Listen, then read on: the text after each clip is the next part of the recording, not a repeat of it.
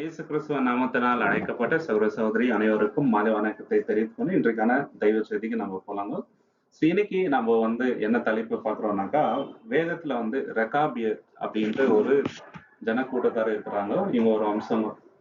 இவங்க கிட்ட இருந்து தேவன் நமக்கு கொடுக்கின்ற பாடங்கள் என்ன, இவங்க யாரு, இவங்கள பத்தி அறியப்படாத சில உண்மைகள் இருக்குது. அதை நம்ம தெளிவா பார்க்கலாங்க. இவங்க நமக்கு ஒரு எக்ஸாம்பிளா இருக்கிறாங்க. எதுல எக்ஸாம்பிளா இருக்கிறாங்க, ஆக்சுவலா இவங்க யாரு அப்படின்றத நம்ம பார்க்கலாம். ரொம்ப இன்ட்ரெஸ்டிங்கான ஒரு ஜனங்க இவங்க, சரிங்களா? அதுல முதலாவது இவங்க யாருன்னு பாத்தீங்கன்னாக்கா, இவங்களோட வம்சாவளியே ரொம்ப இன்ட்ரெஸ்டிங்கா இருக்குது, சரிங்களா? இந்த ரெகாபியர்ஸ். ஓகே, அது 1 நாளாகமம் 2ஆம் அதிகாரம் 55ல அவங்களோட வம்சாவளியை பத்தி நம்ம பார்க்கலாம். First chronicle chapter 2:55. 1 நாளாகமம் 2:55. எந்த வம்சத்துல இருந்து வராங்க இந்த ரெகாபியர் வம்சம் அப்படின்றத நம்ம பார்க்கலாம். யாபேசில் குடியிருந்த கணக்கரின் வம்சங்கள் திராத்தியரும் சிமாத்தியரும் சுக்காத்தியருமே. ரேகாப் வீட்டாரின் தகப்பனாகிய அம்மாத்தின் சந்ததியாரான கேனியர் இவர்களே. பாத்தீங்களா, என்னங்க கேனியர் அந்த குரூப்ல இருந்து வராங்க. சோ இவங்க தான் அந்த ரெகாபியர், சரிங்களா? ஸோ இவங்க இந்த வம்சத்துல இருந்து வராங்க. இந்த கேனிய வம்சத்துல இருந்து வர குரூப் தான் ரெகாப். ஓகே, ஸோ இவங்க எது வரைக்கும் போறாங்க, இவங்களோட வம்சாவளி யாருனாக்கா, இப்போ மோசையோட மாமனார் ஒருத்தர் இருக்கிறாருங்க. அவரோட பேர் எத்ரோ. அவருக்கு 2-3 பேர் இருக்குது, சரிங்களா? இந்த மாமனார் இருக்கிறாரு போறவங்க, அந்த வம்சத்துல இருந்து வரவங்க தான் இந்த கேனியர். இந்த கேனியர்ல இருந்து வந்தவங்க தான் ரெகாபைட்ஸ், சரிங்களா? அவ்வளவு ரகசியமா இருக்குதுங்க சில விஷயங்கள். ஆழமா படிக்கும் போது தான் இவங்க யார் வம்சம் அப்படின்றது தெரியுது. ஏன் இவங்கள பத்தி பாக்குறோம்னாக்கா, இவங்க செஞ்ச காரியம் அந்த மாதிரி. இவங்க செஞ்ச காரியம் இன்னைக்கு வரைக்கும் நம்மளுக்கு ஒரு எக்ஸாம்பிளா இருக்குது. அப்படி என்ன பண்ணாங்க, இவங்க கிட்ட இருக்கிற ஸ்பெஷாலிட்டி என்னன்னு பார்க்கலாம். நியாயாதிபதிகள் 1ஆம் அதிகாரம் 16வது வசனம். நியாயாதிபதிகள் 1ஆம் அதிகாரம் 16வது வசனம். நியாயாதிபதிகள் 1ஆம் அதிகாரம் 16வது வசனம். Judges chapter 1:16. மோசேயின் மாமனாகிய கேனியனின் புத்திரரும் யூதாவின் புத்திரரோடே கூட பேரீச்ச மரங்களின் பட்டணத்தில் இருந்து ஆராதிற்கு தெற்கே இருக்கிற யூதாவின் வனாந்தரத்திற்கு ஜனங்களோட குடியேறினார். சோ இவங்க யாருனாக்கா, மோசே கேனைட் ஃபாதர் இன் லான்னு இருக்குதுங்க. இங்கிலீஷ்ல ஒரு தடவை படிக்கும் பிரதர். அது the descendants of Moses, father-in-law, the Kenite. பாத்தீங்களா, மோசேயோட ஃபாதர் இன் லா யாருன்னு பாத்தீங்கன்னாக்கா ஒரு கேனியர் வம்சத்தவர். அவர் மீடியா தேசத்துல இருந்து வராரு. அவர் பேரு எத்ரோ. இது நம்ம நல்லா தெரியுங்க. இதுல இருந்து வரவங்க தான் இந்த கேனியர், சரிங்களா? சோ இந்த கேனியர் வம்சத்துல இருந்து வரவங்க தான் ரெகாப் அப்படின்றவங்க. இவங்க என்ன பண்ணாங்க தெரியுங்களா, இஸ்ரேல் ஜனம் வனாந்திரத்துல சுத்தும் போது அவங்களுக்கு ரொம்ப ரொம்ப ஹெல்ப்ஃபுல்லா இருந்தாங்க. இந்த வனாந்திரத்துல எங்க தங்கலாம், எந்த இடத்துல இருக்கலாம், இதெல்லாம் இவங்களுக்கு நல்லாவே தெரியும். ஸோ அதனால இவங்களோட ஹெல்ப்பை மோசஸ் நாட்டுறாரு. மோசஸ் அவங்க மாமனார் இவங்களுக்கு ரொம்ப ஹெல்ப்ஃபுல்லா இருக்கிறாங்க. அவங்க வம்சத்தாரே இவங்களுக்கு ரொம்ப ஹெல்ப்ஃபுல்லா இருக்கிறாங்க. இது என்னாகமம் 10ஆம் அதிகாரம் 29ல பார்க்கலாங்க. Numbers chapter 10:29. என்னாகமம் 10ஆம் அதிகாரம் 29வது வசனம். என்னாகமம் 10ஆம் அதிகாரம் 29வது வசனம். அப்பொழுது மோசே தன் மாமனாகிய ரேகுவேல் என்னும் மீதியானனுடைய குமாரனான ஓபாபை நோக்கி, உங்களுக்கு தருவேன் என்று கர்த்தர் சொன்ன ஸ்தலத்துக்கு நாங்கள் பிரயாணம் போகிறோம். நீயும் எங்களோட கூட வா, உனக்கு நன்மை செய்வோம். கர்த்தர் இஸ்ரவேலுக்கு நல்ல வாக்குத்தத்தம் பண்ணி இருக்கிறார் என்றார். பாத்தீங்களா, நீங்களும் எங்க கூட வாங்கன்ட்டு அவர் கூப்பிடுறாரு, சரிங்களா? ஸோ இவங்க யாருன்னு பாத்தீங்கன்னாக்கா, மோசையோட மாமனார், அந்த வம்சத்தார். ஸோ இவங்கத்துல இருந்து வரவங்க தான் ரெகாபன்ட். இந்த வம்சத்துல இன்னொரு முக்கியமான ஒருத்தவங்களும் வராங்க. அவங்க யாருன்னு பாத்தீங்கன்னாக்கா, ஏபேர் அப்படின்ற ஒரு மனிதன் இருக்கிறாரு. இவங்களோட வைஃப் பேர் என்னன்னு பாத்தீங்கன்னாக்கா ஜாஹேல் அப்படின்றவங்க, இல்லைங்களா? இந்த ஜாஹேல் என்ன பண்றாங்கன்னா, ஒருத்தர் அவங்க சாவடிச்சிடுறாங்க. இஸ்ரேலுக்கு விரோதமா இருந்த ஒரு மனிதனை அவங்க என்ன பண்றாங்கன்னாக்கா, நெத்தியில ஆணி அடிச்சு சாவடிச்சிருவாங்க. அது நியாயாதிபதிகள் 4ஆம் அதிகாரம் 16வது வசனத்துல பார்க்கலாம். Judges chapter 4:11. கேனியனான ஏபேர் என்பவன் மோசேயின் மாமனாகிய ஓபாபின் புத்திரராய் இருக்கிற கேனியரை விட்டு பிரிந்து. பாத்தீங்களா, இவர் என்ன பண்றாருனாக்கா அந்த கேனிய வம்சத்துல இருந்து விட்டு செப்பரேட்டா வராங்க, செப்பரேட்டா வந்து தங்கி இருக்கிறாரு.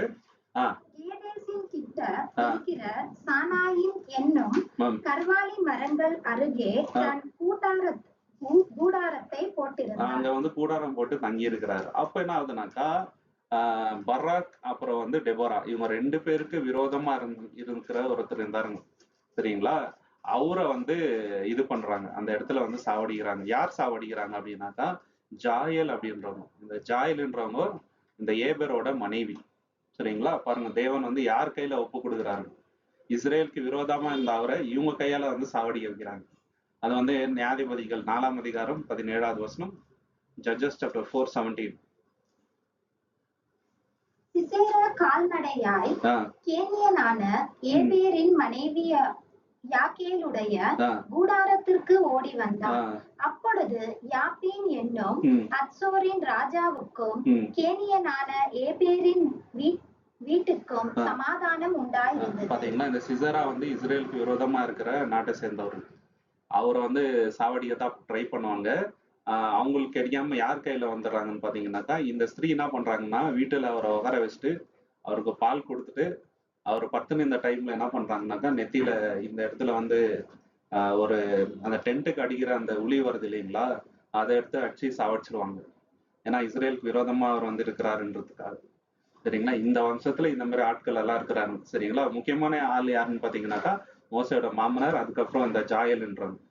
ஸோ இந்த காரணத்துக்காக சவுல் வந்து ராஜாவா இருக்கிற டைம்ல என்ன பண்றாருன்னா இந்த வம்சத்தாருக்கு வந்து கிருபை கட்டுறாரு. இவங்களுக்கு எந்த ஒரு தீங்கும் நடக்காம இவங்களுக்கு நல்லது பண்றாரு. அது வந்து 1 சாமுவேல் 15ஆம் அதிகாரம் 6வது வசனத்துல பார்க்கலாம். 1 சாமுவேல் சாப்டர் 15:6ல சவுல் என்ன பண்றாருன்னா இந்த கேனியர் வம்சத்தாருக்கு ஒரு கிருபை காட்டுறாரு. ஏன்னா இஸ்ரேலுக்கு நீங்க அவ்வளவு நல்லது பண்ணீங்க அதனாலன்னு சொல்லிட்டு. சவுல் கேனியரை நோக்கி, நான் அமலேக்கியரோடே கூட உங்களையும் வாரிக் கொள்ளாதபடிக்கு நீங்கள் அவர்கள் நடுவில் இருந்து புறப்பட்டு விலகி போங்கள். இஸ்ரவேல் எகிப்திலிருந்து வந்தபோது நீங்கள் அவர்கள் எல்லாருக்கும் தயவு செய்தீர்கள் என்றான். அப்படியே கேனியர் அமலேக்கியரின் நடுவில் இருந்து விலகி போனார். அமலேக்கு விதமா வாருக்கு போறாருங்க சவுல். நான் அவங்க கூட சேர்ந்து உங்களையும் சாவடிச்சிருவோம். நீங்க கூட இருந்தீங்கன்னா என்ன பண்ணிருந்தோம், நீங்க தூரமா போயிடுங்க. ஏன்னா இஸ்ரேலுக்கு நீங்க வந்து நல்லதுதான் பண்ணிக்கிறீங்க, உங்களுக்கு தீங்கு பண்ணக்கூடாது அப்படின்னு சொல்லிட்டு. ஸோ இதுல நம்ம கத்துக்க வேண்டிய பாடங்கள் என்னன்னு பாத்தீங்கன்னாக்கா தேவனுடைய அழைப்புக்கு வந்து நம்ம எந்த ஊர்ல பொறுக்கிறோன்றது அவசியம் இல்லைங்க. தேவன் பாக்குறது இதயம் தான். இவர் எந்த ஊரு படிச்சிருக்கிறாங்களா இல்லையா இதெல்லாம் மனுஷங்க தான் பாக்குறது இல்லைங்களா. ஆனா தேவன் அதெல்லாம் பாக்குறது இல்லை. ஓகே, இவங்க வந்து மோசையோட மாமனார் வம்சத்துல வந்தா கூட அவங்க வந்து புறஜாதி தாங்க, ஆக்சுவலி புறஜாதி தான். ஆனாலும் தேவன் என்ன பண்றாரு, அவங்கள வந்து பயன்படுத்துறாரு இல்லைங்களா. இன்னொரு முக்கியமான விஷயம் பாத்தீங்கன்னாக்கா தேவன் கூட நம்ம க்ளோஸா இருக்கிறதுக்கு நம்மள வந்து எல்லாருக்கும் தெரியணும்னு அவசியம் இல்லைங்க. இப்போ இந்த கேனியர் வம்சம் இந்த ரெக்காபியர் யாருன்னு கேட்டா நிறைய பேருக்கு டவுட் வரும், யார் அவங்கள பத்தி நாங்க கேள்விப்பட்டது இல்லைன்ட்டு. ஆனா இவங்களை வந்து தேவன் எக்ஸாம்பிளா காட்டுறாருங்க. எதுல எக்ஸாம்பிளா காமிச்சாருன்ட்டு கொஞ்ச நேரத்துல பார்க்கலாம். ஒரு மாதிரியாவே காட்டுறாரு இஸ்ரேல் ஜனத்துக்கு. இவங்கள பார்த்து கத்துக்கோங்கன்றாரு. என்ன கத்துக்க சொன்னாருன்றது கூட நம்ம பார்க்கலாம் இல்லைங்களா. அடுத்து வந்து நம்மளுடைய ஆவிக்குரிய அடையாளம் வந்து எப்போதுமே நாங்க தேவன் வந்து நம்மளுக்கு கொடுக்கறதுங்க, அது மனுஷர் கொடுக்கறது இல்லை இல்லைங்களா. தேவன் நம்மளை தேர்ந்தெடுத்துட்டாக்கா நம்மளை பயன்படுத்தணும்னு நினைச்சா அதை யாராலையும் நாங்க தடுக்கவே முடியாது. தேவன் ஒருத்தரை தேர்ந்தெடுத்துட்டா நிச்சயமா அவர் வந்து வல்லமையா பயன்படுத்துவாருங்க இல்லைங்களா. சோ நம்ம விசுவாசமா இருந்தா தேவன் நம்ம குடும்பத்தை கூட வழி நடத்துறாரு. இவங்க குடும்பத்தை தேவன் என்ன பண்ணாரு, அருமையா வழிய நடத்தினாரு. நம்ம வந்து தேவனுடைய பிள்ளைகள் கூட ஃப்ரெண்ட்ஷிப்பா இருந்தா அவங்க கூட நல்லா இருந்தா நம்மளோட வாழ்க்கையே வந்து மாறிடும். இந்த ரெகாபியரோட வம்சம் கூட அப்படிதாங்க. இஸ்ரேல் ஜனத்துக்கிட்ட கொஞ்சம் நல்லா இருந்ததுனால அவங்க லைஃப் வந்து நல்லபடியா அமைஞ்சிச்சு இல்லைங்களா. அவங்க ஃபியூச்சர் நல்லா தான் இருந்துச்சு இல்லையா. சோ நம்ம வந்து இஸ்ரேலுக்கு புறம்பா இருக்கிறதுனால நம்மள தேவன் ஆசீர்வதிக்க மாட்டாருன்னு இல்லைங்க. தேவன் நம்மள வல்லமையா ஆசீர்வதிப்பாரு. ஸோ இவ்வளவு விஷயம் வந்து இவங்க கிட்ட வந்து நம்ம கத்துக்கலாம். இந்த ஒரு விஷயம். ரெண்டாவது வந்து இவங்களை ஏன் வந்து நம்ம ஸ்பெஷலா பாக்குறோம்னாக்கா இவங்களோட மூதாதியர் இருக்கிறாரு இல்லைங்களா, முப்பிதா. அவர் வந்து இவங்களுக்கு ஒரு கட்டளை கொடுக்குறாரு. என்ன கட்டளை கொடுக்குறாருன்னா நீங்க வந்து வைன் குடிக்க கூடாது அப்படின்ட்டு சொல்றாரு. அது மட்டும் இல்லாம நீங்க என்ன பண்ணக்கூடாது, வீடுல தங்கக்கூடாதுன்றாரு. வீடுனாக்கா இந்த மாதிரி கட்டட கட்ட மாட்டாங்க, அவங்க வந்து டென்ட்ல தான் இருப்பாங்க இல்லைங்களா? அந்த ஒரு கட்டளைய நிறைய வருஷங்கள் வந்து அவங்க ஃபாலோ பண்றாங்க. எவ்வளவு வருஷம் ஃபாலோ பண்ணாங்கன்னு கூட நம்ம பார்க்கலாம். ஒரு மனிதன் சொன்ன வார்த்தைக்கு அவ்வளவு இம்பார்ட்டன்ஸ் கொடுக்குறாருங்க. அதை வந்து மீறவே இல்லை இல்லைங்களா? அது எரேமியா 35:6 பார்க்கலாம். Jeremiah chapter 35:6. அதற்கு அவர்கள், நாங்கள் திராட்சரசம் குடிக்கிறதில்லை, ஏனென்றால் ரேகாபின் குமாரனாகிய எங்களுடைய தகப்பன் யோனதாப் நீங்கள் பரதேசிகளாய் தங்குகிற தேசத்தில் நீடித்திருக்கும்படிக்கு நீங்களும் உங்கள் பிள்ளைகளும் என்றென்றைக்கும் திராட்சரசம் குடியாமலும் வீட்டை கட்டாமலும் விதையை விதையாமலும் திராட்சை தோட்டத்தை நாட்டாமலும் அதை கையாளாமலும் உங்களுடைய எல்லா நாட்களிலும் கூடாரங்களிலே குடியிருப்பீர்களாக என்று எங்களுக்கு கட்டளையிட்டார். அந்த வார்த்தையை வந்து அவங்க வாழையடி வாழையா காப்பாத்துறாருங்க. சொன்னது யாருனாக்கா வெறும் முப்பிதான் தாங்க, தேவன் சொல்ல. அவங்க முப்பிதா சொன்ன வார்த்தைய அவ்வளோ வருஷம் காப்பாத்திட்டு வராங்க இல்லைங்களா? எவ்வளவு வருஷம்ட்டு கொஞ்ச நேரத்துல பார்ப்போம். சோ அந்த ஒரு மனிதன் சொன்ன வார்த்தைக்கே அவங்க என்னங்க அவ்வளவு இம்பார்ட்டன்ஸ் கொடுக்குறாங்க. அவர் பேர் என்னன்னாக்கா ஜோனதாப். அவர்தான் அவங்களுடைய முப்பிதா இல்லைங்களா? அவர் சொன்ன வார்த்தையை வந்து அவ்வளவு இம்பார்ட்டன்ஸ் கொடுக்குறாங்க. இப்ப இந்த யோனதாப் வந்து ஜேஹூ அப்படின்ற ஒரு ராஜா இருக்கிறாருங்க இஸ்ரேலுக்கு. அந்த ராஜாக்கு நிறைய ஹெல்ப் பண்றாரு அந்த காலகட்டத்துல. அதை வந்து நம்ம 2 ராஜாக்கள் 10ஆம் அதிகாரம் 15-16 பார்க்கலாங்க. 2 Kings chapter 10, 15 and 16. 2 ராஜாக்கள் 10ஆம் அதிகாரம் 15-16. அவன் அவ்விடம் விட்டு புறப்பட்ட போது தனக்கு எதிர்பட்ட ரேகாபின் குமாரனாகிய யோனதாபை சந்தித்து அவனை உபசரித்து, என் இருதயம் உன் இருதயத்தோடே செம்மையாய் இருக்கிறது போல உன் இருதயமும் செம்மையாய் இருக்கிறதா என்று கேட்டான். அதற்கு யோனதாப், அப்படியே இருக்கிறது என்றான். அப்படி இருக்கிறதானால் உன் கையை தாய் என்று சொன்னான். அவன் தன் கையை கொடுத்த போது அவனை தன்னிடத்தில் ரதத்தின் மேல் ஏறி வர சொல்லி, நீ என்னோட கூட வந்து கர்த்தருக்காக எனக்கு இருக்கிற பக்தி வைராகியத்தை பார் என்றான். அப்படியே இவனை அவன் ரதத்தின் மேல் ஏற்றினான். அவருக்கு ரொம்ப பக்தி வைராகியம். என்ன பண்றாரு, இவரையும் ரத்தத்தின் மேல ஏற வச்சுட்டு தேவன் அவர் சொன்ன காரியத்தை எல்லாம் செய்யறாருங்க இல்லைங்களா? இவரு இந்த ஜோனதாப்ன்றவர் அவருக்கு கொஞ்சம் ஹெல்ப்ஃபுல்லா இருக்கிறாரு. சோ இதுல நம்ம பார்க்க வேண்டிய முக்கியமான விஷயம் என்னன்னாக்கா, அவங்க முப்பியதா யோனதாப் சொன்ன வார்த்தையை நிறைய வருஷம் அவங்க வந்து காப்பாத்துறாங்க. அதே மாதிரி நம்மள நாங்க தாய் தகப்பனோட வார்த்தையை வந்து கீழ்ப்படியணும் இல்லைங்களா? அவங்க எப்ப வேணா சொல்லியிருக்கணும், அந்த வார்த்தையை நம்ம கடைசி வரைக்கும் ஃபாலோ பண்ணணும். அப்படி ஃபாலோ பண்ணா தேவன் என்ன வாக்குத்தத்தத்தை கொடுக்குறாருன்னா, உன்னோட ஆயுசு நாட்கள் நீடித்திருப்பதற்கு என்ன பண்ணணும், தாய் தகப்பனோட வார்த்தையை நீ கீழ்ப்படின்ட்டு. இதுதான் வாக்கு தத்துவம் கொடுத்து சொன்ன ஒரு கட்டளை இல்லைங்களா? யாத்ராகமம் 20:12 வாசிங்க சிஸ்டர். எக்ஸodus 20:12. யாத்ராகமம் 20ஆம் அதிகாரம் 12வது வசனம். யாத்ராகமம் 20ஆம் அதிகாரம் 12வது வசனம். உன் தேவனாகிய கர்த்தர் உனக்கு கொடுக்கிற தேசத்திலே உன் நாட்கள் நீடித்திருப்பதற்கு உன் தகப்பனையும் உன் தாயையும் கனம் பண்ணுவாய். பாத்தீங்களா? இந்த விஷயத்துல எப்படி இருக்கிறோம்னு யோசிக்கணும். தகப்பனையும் தாயையும் கீழ்படுகிறோமா? அவங்க வார்த்தையை நிறைய பேர் ஈஸியா அசப்ட் பண்ணிடுறாங்க. ஆனா தேவனுக்கு அடுத்த ஸ்தானத்துல நம்மளுக்கு தேவன் கொடுத்திருக்கிறது அப்பா அம்மா தான். சோ அவங்க வார்த்தையை வந்து நாங்க கனம் பண்ணணும். எப்பவுமே வந்து அவங்க வார்த்தையை அசப்ட் பண்ணுன்னு வச்சுங்க, லைஃப்ல நம்ம நல்லா இருக்க மாட்டோம். இதுதான் உண்மை. நிறைய பேர் அப்பா அம்மாவோட வார்த்தையை கேட்காம லைஃபை கெட்டு போயிட்டு என்னங்க ஹோப்லெஸ்ஸான சுச்சுவேஷன்ல இருக்கிறாங்க. காரணம், கரெக்டான டைம்ல டேடி மம்மி சொன்ன வார்த்தைக்கு அவங்க கேட்காம போனது தாங்க. அது லைஃப் லாங் வந்து வருத்தப்படுவாங்க. ஸோ நான் சின்ன வயசுல அப்பா அம்மா பேச்சை கேட்காம போயிட்டேனே அப்படின்னு சொல்லிட்டு நம்ம லைஃப் அப்படி இருக்கக்கூடாது இல்லைங்களா? நம்ம ஆயுசு நாட்கள் நல்லா இருக்கணும், தேவனோட ஆசீர்வாதம் வேணும்னா தாய் தகப்பனோட வார்த்தையை என்னங்க கேட்கணும் அப்படின்றாருங்க. நீதிமொழிகள் என்ன சொல்றாருன்னா, Proverbs 1:8 நீதிமொழிகள் 1:8 இப்படியாக சொல்றாரு. நீதிமொழிகள் 1:8 பாத்தீங்களா? தகப்பன் புத்தியை கேட்கணும், தாயோட போதனை என்ன பண்ணக்கூடாதுங்க, தள்ளி போடக்கூடாது. ஏன்னா 2 பேருமே தேவன் கொடுத்திருக்கிற கிஃப்ட் தான். சோ 2 பேரோட வார்த்தைக்கு நாங்க இம்பார்ட்டன்ஸ் கொடுக்கணும், அசட்டை பண்ணக்கூடாது. இது ரொம்ப முக்கியமான விஷயம். அப்படி பண்ணோம்னாக்கா அந்த காலத்துல எல்லாம் தாய் தகப்பனோட வார்த்தை கீழ்ப்படியலைன்னா கள்ளச்சி சாவடின்னு இருக்குது. அவ்வளவு கொடூரமான தாய் தகப்பன் வார்த்தைக்கு தேவன் கொடுத்த இம்பார்ட்டன்ஸ் வந்து அவ்வளவு இருந்துச்சு. இதுல நம்ம கற்றுக்க வேண்டிய பாடங்கள் என்னன்னு பாத்தீங்கன்னாக்கா, நம்ம என்ன பண்ணணும், ரெஸ்பெக்ட் பண்ணணும் இல்லைங்களா? தேவன் கொடுத்த அந்த வார்த்தைக்கு நம்ம மரியாதை கொடுக்கணும், அப்பா அம்மாவுக்கு வந்து கீழ்ப்படியணும் இல்லையா? நம்மளோட லைஃப் வந்து பிரின்சிபல்ஸ்னால பில்ட் ஆகிருக்கணும் இல்லைங்களா? நான் இப்படிதான் இருப்பேன், இதை மீறி நான் நடக்க மாட்டேன், தேவன் இப்படி எனக்கு சொல்லி கொடுத்துருக்கிறாரு, நான் அதை மீறி நடக்க மாட்டேன் அப்படின்ட்டு நம்ம இருந்தோம்னு வச்சுங்களேன், சத்தியமா வழி தப்பி போக மாட்டோம். நிறைய பேர் வந்து பக்தி இருக்குதுங்க, பிரின்சிபல்ஸ் இல்ல. கடவுள் மேல பக்தி இருக்குது, ஆனா ஒரு செல்ஃப் கண்ட்ரோல் கிடையாதுங்க. பிரின்சிபல் இல்லை, நான் இப்படிதான் ட்ரெஸ் பண்ணுவேன், இப்படிதான் இருப்பேன், இந்த மாதிரி ஃப்ரெண்ட்ஸ் கூட பழக மாட்டேன், இல்லைங்களா, டைம் வேஸ்ட் பண்ண மாட்டேன், உண்மையா இருப்பேன். அந்த மாதிரி லைஃப் வந்து பிரின்சிபல்ஸோட தேவன் கொடுத்த அந்த பிரின்சிபலை வந்து ஃபாலோ பண்றது இல்லை. ஆனா நேம்ஸ் கிறிஸ்டியன்ஸ், பேர் மட்டும் கிறிஸ்தவர்கள், நல்ல ஃபேன்சியான பேருங்கெல்லாம் வச்சுப்பாங்க, சமாதானம்னு பேர் வச்சிருப்பாங்க, சமாதானமே இருக்காது லைஃப்ல. ஏன்னா எல்லாருக்கிட்டையும் சண்டை போடுறவங்களா இருப்பாங்க. இந்த மாதிரி இல்லைங்களா, இந்த மாதிரி சொல்லிட்டே போலாங்க. நல்ல நல்ல பேர் இருக்கும் கிறிஸ்தவர் பேர், ஆனா ஒரு பிரின்சிபல்டான லைஃபே இருக்காது இல்லைங்களா.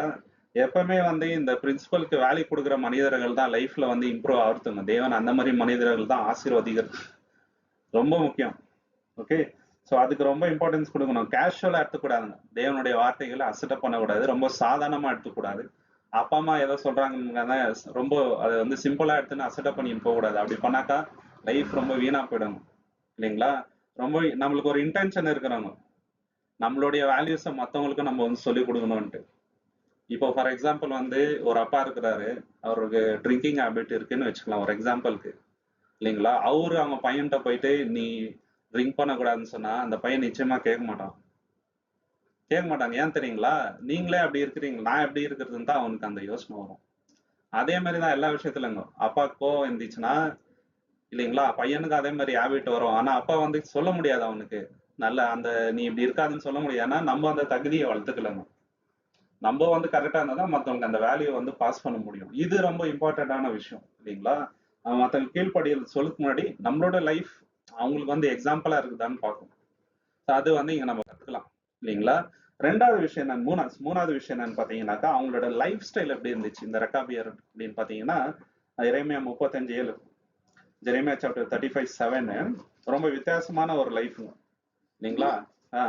நீங்களும் உங்கள் பிள்ளைகளும் என்றென்றைக்கும் திராட்சரசம் குடியாமலும் வீட்டை கட்டாமலும் விதையை விதையாமலும் திராட்சை தோட்டத்தை நாட்டாமலும் அதை கையாளாமலும் உங்களுடைய எல்லா நாட்களிலும் கூடாரங்களிலே குடியிருப்பீர்களாக என்று எங்களுக்கு கட்டளையிட்டார். அந்த இது இருந்துச்சுங்க, அவங்களுக்கு ஆப்பர்ச்சுனிட்டி இருந்துச்சு, பண்ணி இருந்துக்கலாம், வீடு கட்டி இருந்துக்கலாம், திராட்சரசம் குடிச்சிருந்துக்கலாம், அதுக்கும் வாய்ப்பு இருந்துச்சு இல்லைங்களா.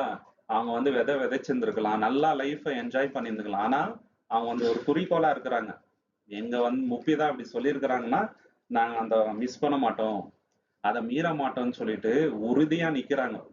இதுதான் நம்ம அவங்க கிட்ட கத்துக்க வேண்டிய விஷயங்கள்.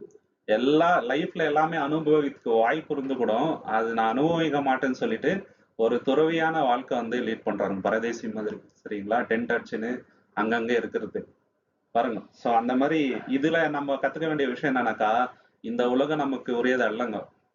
இந்த உலகத்துல நம்ம என்னதான் கட்டினாலும், என்னதான் வந்து சொபிஸ்டிகேட்டடா லைஃப் வந்து லீட் பண்ணாலும், இருந்துட்டோம்னாக்கா அதை நம்ம எதுவுமே வந்து எடுத்துட்டு போக முடியாது. இங்க நம்ம பரதேசி தான், ஆக்சுவலி ஒரு நாடோடி தான். நம்ம கொஞ்ச நாள் இருந்துட்டு போவோம், இது வந்து பர்மனண்டான ஒரு இடம் கிடையாது. ஸோ அந்த ஒரு விஷயத்த வந்து இவங்க நம்மளுக்கு என்ன பண்றாங்க, ரிமைண்ட் பண்றாங்க இல்லைங்களா.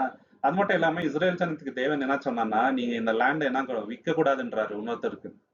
ஏன் தெரியுங்களா, ஏன் அப்படி சொன்னாருங்க, இந்த லேண்ட் வந்து உங்களுக்கு கிடையாது, இது நான் உங்களுக்கு கொடுத்தது, அதனால என்ன இங்க என்ன பண்ணக்கூடாது, விற்க கூடாதுன்றாரு. லெவிட்டிகஸ் சாப்டர் 25-23, லேவியாகமம் 25-23, லேவியாகமம் 25ஆம் அதிகாரம் 23வது வசனம். தேசம் என்னுடையதாய் இருக்கிறபடியால் நீங்கள் நிலங்களை அறுதியாய் விற்க வேண்டாம், நீங்கள் பரதேசிகளும் என்னிடத்தில் புறக்குடிகளுமாய் இருக்கிறீர்கள்.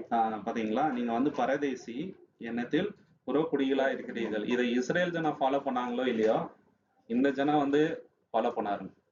இன்னொரு விஷயம் என்ன தெரியுங்களா, ஆபிரகாம் எங்க இருந்தாரு தெரியுங்களா, சாறு வரைக்கும் ரெண்டுலதான் அவரும் வாழ்ந்தாருங்க. அவருக்கும் வந்து ஒரு குடியிருப்புன்ட்டு இல்லை.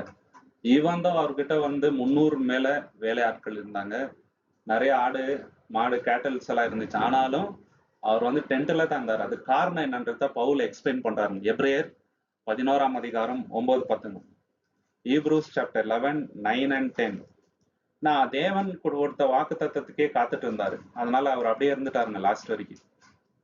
விசுவாசத்தினாலே அவன் வாக்குத்தத்தம் பண்ணப்பட்ட தேசத்திலே பரதேசியை போல சஞ்சரித்து அந்த வாக்குத்தத்தத்திற்கு உடன் சுதந்திரராகிய ஈசாக்கோடும் யாக்கோபோடும் கூடாரங்களிலே குடியிருந்தார். கூடாரத்துலதான் குடியிருந்தாருங்க சாகர வரைக்கும்.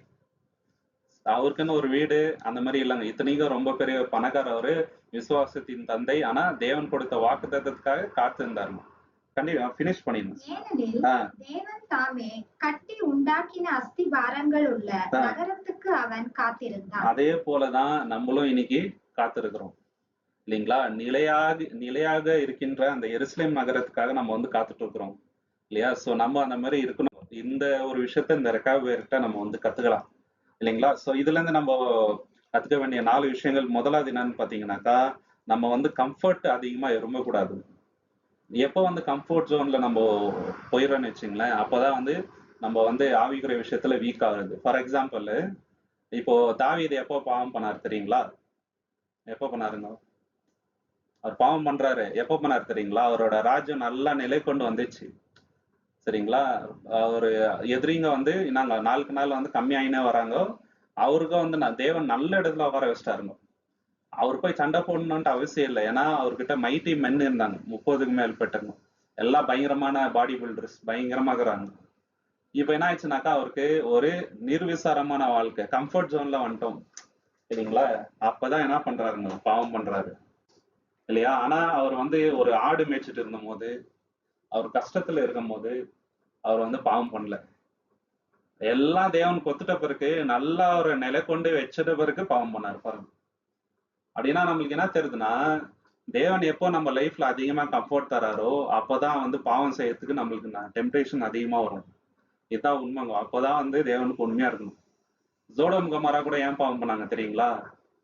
ஏன்னா தேவன் அவங்கள அந்த மாதிரி ஆசீர்வாதமா வச்சிருந்தாருங்க. இப்போ எப்படி யூஎஸ் இருக்குது அந்த மாதிரி பயங்கரமா இருந்துச்சுங்க. இசைக்கேல் தீர்க்கதரிசி சொல்றாருங்க, இதுதான் சோடம் கமாராவோட பாவம். ரொம்ப அதிகமா சாப்பாடு இருந்துச்சு அவங்க கிட்ட, ஐடலா இருந்தாங்க ரொம்ப. இதனால என்ன பண்ணிட்டாங்க, பாவம் பண்ணாங்க அப்படின்னு சொல்லிட்டு இல்லைங்களா? சோ எப்பவுமே நம்ம என்ன பண்ணோம்னாக்கா, நம்மளோட லைஃபை வந்து இதன் மேல டிபெண்ட் பண்ணி வாழக்கூடாது. இவ்வளவு பணம் இருந்தா லைஃப் செட்டில் ஆயிடும் இல்லைங்களா? இவ்வளவு சொத்துக்கள் இருந்தா நம்மளோட லைஃப், பணம் சொத்து தேவைதான். அதுவே வந்து வாழ்க்கை ஆயிடக்கூடாது சரிங்களா? அது வந்து தேவைதான் நம்மளுக்கு. பணம் இல்லாம எதுவுமே பண்ண முடியாது. ஒண்ணு வாங்கணும், ஏதாவது பண்ணோம்னா பணம் வேணும், நம்மளுக்குன்னு ஒரு சொந்த வீடு வேணும், ஓகே. ஆனா அதுவே வந்து நம்ம மைண்ட்ல இருக்கக்கூடாது எப்போதுமே இல்லைங்களா? அது வந்து ஒரு கொஞ்ச காலம் தான் நம்ம கூட இருக்க போறது. ஸோ இதுல இருந்து நம்ம வந்து டிட்டாச்சா இருக்கணும். அதுதான் நம்மளோட லைஃபோட ஆதாரம்னு நினைச்சக்கூடாது இல்லைங்களா? ரெண்டாவது வந்து நம்ம வந்து வில்லிங்கா இருக்கணுங்க இல்லையா? ஸோ தேவன் வந்து நம்ம கம்ஃபர்ட்டா வைக்கும் போது தேவன் கொடுத்தாரு, தேவனுக்கு ஆசீர்வாதம் நம்ம வந்து என்ன பண்ணுங்க, தேவனுக்கு நன்றி சொல்லணும். அந்த கம்ஃபர்ட் இல்லாத போதும் அதே சந்தோஷத்தோட நம்ம தேவனுக்குள்ள இருக்கணும். தேவன் கொடுத்தா மட்டும் என்னங்க, ரொம்ப நிறைய பேர் நீங்க பாத்தீங்கன்னாக்கா, தேவன் ஏதாவது ஆசீர்வாதம் பண்ணும்போது மட்டும் தேவன் கிட்ட ரொம்ப 3 டைம் ப்ரேயர் பண்றது, பைபிள் படிக்கிறது, சர்ச்சுக்கு வருது, இதெல்லாம் இருக்கும். ஒரு சின்ன கஷ்டம் வந்துச்சுன்னு வச்சுங்களேன், அப்படியே சர்ச்சுக்கு வரது ஸ்டாப் பண்ணிடுவாங்க, ப்ரேயர் பண்றது கம்மியாயிடும், பைபிள் படிக்க மாட்டாங்க, உலக ஃப்ரெண்ட்ஸ் அதிகமாயிடும், பேட் ஹேபிட்ஸ்குள்ள போவாங்க இல்லைங்களா? இந்த மாதிரி சில குறைகள் தான் தேவன் கிட்ட அதிகமா நம்ம வந்து இது பண்ணணும். இதெல்லாம் சின்ன சின்ன டெஸ்ட் தான். இப்போ யோபு கூட நீங்க பாத்தீங்கன்னா அதுவும் டெஸ்ட் தாங்க. அவர்கிட்ட இருந்து எல்லாமே போயிடுச்சு. அப்போ தேவன் மேல எவ்வளவு டிபெண்டா இருக்கிறாரு அப்படின்றத காமிச்சிட்டாருங்க அவர் இல்லைங்களா? எனக்கு அது சொத்து வேணாம், அது மேல ஆசைப்படல அவர் இல்லைங்களா? அதனாலதான் தேவன் அவர் ஆசீர்வதிச்சாருங்க. நம்ம ஃபோக்கஸ் எப்போதுமே நாங்க டெம்பரரி திங்ஸ் மேல இருக்கக்கூடாது, நித்தியமான விஷயங்கள் மேல இருக்கணும். இதுதான் வந்து நம்ம இதுல இருந்து கத்துக்க வேண்டிய பாடங்கள். 4வது விஷயம் என்னன்னு பாத்தீங்கன்னாக்கா, அவங்களோட லைஃப் ஸ்டைலு இந்த கானானியருக்கு அகேன்ஸ்டா இருந்துச்சுங்க. கானான் தேசத்தார் நீங்க பாத்தீங்கன்னாக்கா, உலகத்துல இருக்கிற எல்லா தீங்கான அருவருப்பான பாவங்களை எல்லாம் பண்ணுவாங்க. தேவன் வந்து லிஸ்டே கொடுக்குறாரு, இதனாலதான் கானான் வம்சத்தார இந்த ஊர்ல இருந்து நான் துரத்துனேன்றாரு இல்லைங்களா? நீ இந்த மாதிரி பாவம் எல்லாம் பண்ணக்கூடாது, சொல்லவே முடியாது வாய் திறந்து. அந்த மாதிரி அருவருப்பான தவறுகள் பண்ணிட்டு இருந்தாங்க. அப்ப தேவன் என்ன பண்ணாரு, இந்த மாதிரி நீங்க இருக்கக்கூடாதுன்னு இஸ்ரேலுக்கு வந்து ஒரு எக்ஸாம்பிள் காமிச்சாருங்க. இஸ்ரேல் பண்ணிட்டாங்க. தேவன் என்ன சொன்னாரோ அதுக்கு எதிரா எல்லா தவறும் இஸ்ரேலும் பண்ணாங்க. ஆனா இவங்க வந்து உண்மையாக்குறாரு. அதுதான் ஒரு முக்கியமான பாயிண்ட் இங்க நம்ம பாக்குறது. எரேமியா 35ஆம் அதிகாரம் 6-7. இதுல என்ன ஒரு விஷயம்னா, தேவன் சொல்லாமலே இவங்க வந்து அந்த வார்த்தைக்கு உண்மையாகிறாங்க எரேமியா 35ஆம் அதிகாரம் 6-7 வசனங்கள். அதற்கு அவர்கள் நாங்கள் திராட்சரசம் குடிக்கிறதில்லை, ஏனென்றால் ரேகாபின் குமாரனாகிய எங்களுடைய தகப்பன் யோனதாப் நீங்கள் பரதேசிகளாய் தங்குகிற தேசத்தில் நீடித்திருக்கும்படிக்கு நீங்களும் உங்கள் பிள்ளைகளும் என்றென்றைக்கும் திராட்சரசம் குடியாமலும் வீட்டை கட்டாமலும் விதையை விதையாமலும் திராட்சை தோட்டத்தை நாட்டாமலும் அதை கையாளாமலும் உங்களுடைய எல்லா நாட்களிலும் கூடாரங்களிலே குடியிருப்பீர்களாக என்று எங்களுக்கு கட்டளையிட்டார். எப்போதுமே கூடார இருங்க அப்படின்னு சொல்லிட்டு கட்டளையிட்டார். நாங்க இது வரைக்கும் ஃபாலோ பண்றோம்ன்றாங்க. ஆனா கானான் வம்சத்தாரோ அப்படி இல்லைங்க. இஸ்ரேல் ஜனவே தேவனோட வார்த்தை கீழ்படியல. ஆனா இவங்க அவங்க முப்பிதா சொன்ன வார்த்தையை கீழ்படுகிறாரு இல்லைங்களா? பைபிள் தெளிவா நான் சொல்றேனாக்கா, இந்த குடின்றது வைன்ன்றது ஜனங்களை மோசம்தான் போக்கும். இந்த குடிப்பழக்கம் இருக்கிறவங்க யாருமே தேவன் வழியில நிதானமா உண்மையா இருக்க முடியாது. ஓசியா 4:11 வாசிங்க சிஸ்டர். ஓசியா சாப்டர் 4:11 அங்க என்ன சொல்றாருன்னா, ஓசியா சாப்டர் 4:11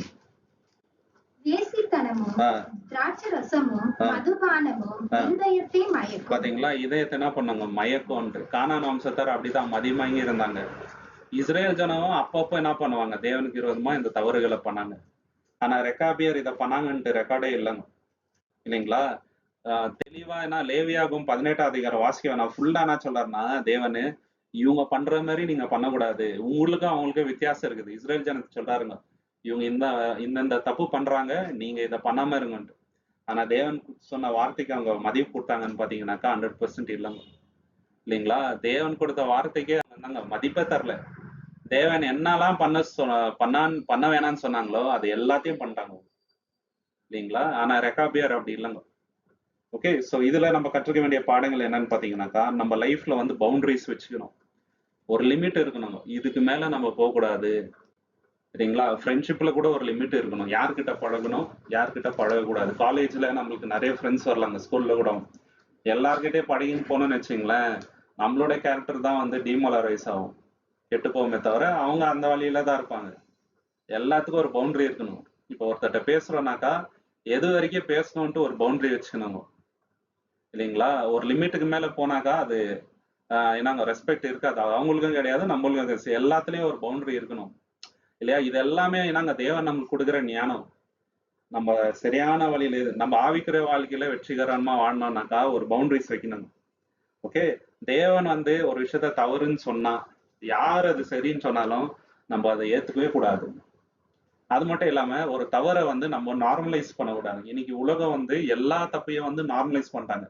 பொய் சொல்றது நார்மல்ன்ட்டாருங்க இல்லைங்களா? திருடுறது நார்மல் ஆயிடுச்சு. பிசினஸ்ன்ற பேர்ல இதை பண்றாங்க. ஆனா இது இப்ப இந்த உலகத்துல என்ன ஆயிடுச்சுனாக்கா, இதெல்லாம் பண்ணாதான் பொழைக்க முடியும்னு ஆயிடுச்சுங்க. அது தப்புன்ற மாதிரியே இல்ல. இப்ப நம்ம உண்மை பேசணும்னு வச்சுங்களேன், நீ எல்லாம் பொழைக்க தெரியாத மனுஷன்ட்டு நம்மளே திட்டுவாங்க இல்லைங்களா? ஸோ தவறான வழியில நடக்கிறதுக்கு தான் இன்னைக்கு வேர்ல்டு நம்மள கைட் பண்ணுது. ஓகே, இது சின்ன வயசுல இருந்தே சொல்லி கொடுத்துறாருங்க பசங்களுக்கு. நீ உஷாரா பொழிச்சுக்கணும், ஆனா நீ உண்மை பேசணும்ட்டு சொல்ல மாட்டாரு. உனக்கு லாஸ் ஆனா கூட நீ இன்னொருத்தருக்கு விரோதமா பொய் பேசக்கூடாதுப்பான்ட்டு பசங்களுக்கு சொல்லி கொடுக்க மாட்டாங்க. நீ உஷாரா இருக்கணும், இதுதான் சொல்லி கொடுக்கறது ஃபர்ஸ்ட் பசங்களுக்கு. ஆனா தேவன் நம்மளுக்கு என்ன சொல்றாருங்க, எல்லா விஷயத்திலயும் நம்ம உண்மையா இருக்கணும் தான் நமக்கு சொல்றாரு. இதுதான் 2 பெர்ஸ்பெக்டிவ் சரிங்களா? இது ரொம்ப கஷ்டங்க இப்போ நம்ம ஃபாலோ பண்றது. ஆனா தேவன் அப்படித்தான் இருக்க சொல்றாரு. நம்மளோட லைஃப் ஸ்டைல் என்னங்க தேவனுடைய வார்த்தையின் அடிப்படையில இருக்கணும் இல்லைங்களா? சத்தியத்துல இருக்கிறேன்னு சொல்லிட்டு அவங்களோட லைஃப் எல்லாம் பாத்தீங்கன்னாக்கா ஃபுல் லாவிஷா இருக்கணும். பண்றது எல்லாமே நீங்க பாத்தீங்கன்னாக்கா பைபிளுக்கு அகேன்ஸ்டா தான் இருக்கணும் எல்லாமே இல்லைங்களா? ஆனா சர்ச்சுக்கெல்லாம் வருவாங்க போவாங்க, பண்ற விஷயங்கள் எல்லாமே பைபிளுக்கு அகேன்ஸ்டாவே இருக்கணும். அப்படி இருக்கக்கூடாது இல்லைங்களா? நம்ம பரிசுத்தை தான் சூஸ் பண்ணணும், கல்ச்சரை சூஸ் பண்ணக்கூடாது. இந்த கலாச்சாரம் நம்மள தவறான வழியில தான் வழி நடத்துது இப்போ. ஆனா நம்ம என்ன சூஸ் பண்ணுங்க, தேவன் நமக்கு கொடுத்த அந்த பரிசுத்தை தான் சூஸ் பண்ணும் எல்லா விஷயத்துலயும் சரி இல்லைங்களா? இதுதான் நம்ம இதுல கத்துக்க வேண்டியது. 5வது விஷயம் என்னன்னு பாத்தீங்கன்னாக்கா, இவங்களை ஒரு பாடமா யூஸ் பண்ணாருங்க தேவன். இவங்களை வச்சு இஸ்ரேல் ஜனத்துக்கு ஒரு பாடத்தை புகட்டினாரு. இவங்களை பார்த்து கத்துக்கோங்கன்றாரு இல்லைங்களா? இது எரேமியா 35:15-16. Jeremiah chapter 35:15 and 16. நீங்கள் அந்நிய தேவர்களை சேவிக்கும்படி அவர்களை பின்பற்ற பற்றாமல் அவனவன் தன் பொல்லாத வழியை விட்டு திரும்பி உங்கள் நடக்கையை சீர்திருத்துங்கள். அப்பொழுது உங்களுக்கும் உங்கள் பிதாக்களுக்கும் நான் கொடுத்த தேசத்திலே குடியிருப்பீர்கள் என்று சொல்லி தீர்க்கதரிசிகளாகிய என் ஊழியக்காரரை எல்லாம் நான் உங்களிடத்துக்கு ஏற்கனவே அனுப்பி கொண்டு இருந்தும் நீங்கள் உங்கள் செவியை சாயாமலும் எனக்கு கீழ்ப்படியாமலும் போனீர்கள். பாத்தீங்களா, நான் எவ்வளவு தடவை சொன்னேன், ஆனா நீங்க என்னங்க எனக்கு செவியே கொடுக்கல, கீழ்ப்படியாம போயிட்டீங்க. இது தேவன் அவங்களுக்கு சொல்றாரு இஸ்ரேல் ஜனத்துக்கு. ஆனா கடினமானுங்க சிஸ்டர்.